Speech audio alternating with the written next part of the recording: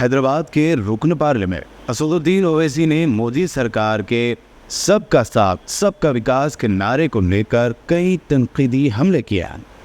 उन्होंने कहा कि 4 जून से अब तक मुल्क के 6 मुसलमानों की मॉब लिंचिंग की गई है, 11 मुसलमानों के घर गिराए गए, लेकिन मोदी सरकार चुप।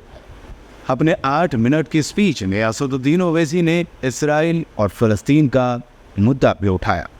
सर, 4 जून के बाद 6 मुसलमानों की मॉब लिंचिंग हुई, 11 घरों को मध्य प्रदेश में मोदी के बुलडोजर ने निस्तो नाबूद कर दिया। हिमाचल प्रदेश में एक मुसलमान की एक दुकान को लूट लिया गया और हिज़्ब इख्तिलाफ की पार्टियों की तरफ से सन्नाटा है।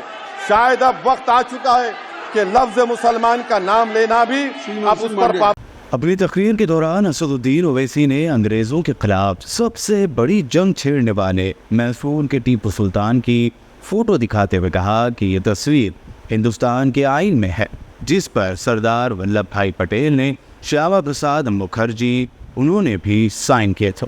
ये आपकी नफरत है कि मैं अपनी इस तकरीर को टीपू सुल्तान की नज़र, सुनिए सर, अब हो गया खत्म कर रहा हूं सर। मैं अपनी तकरीर को टीपू सुल्तान के नजर कर रहा हूं। ये टीपू सुल्तान की फोटो है, क्या आप इससे भी नफरत करेंगे सर? ये संविधान में टीपू सुल्तान की फोटो है, जिस पर वल्लभ भाई पटेल ने साइन किया, श्यामा प्रसाद मुखर्जी ने साइन किया। ये आपकी नफरत है सर। आखिर में मैं अपनी बात को खत्म कर रहा हूं इस शेर पर कि क्या दिन दिखा रही है सियासत की धूप छांव।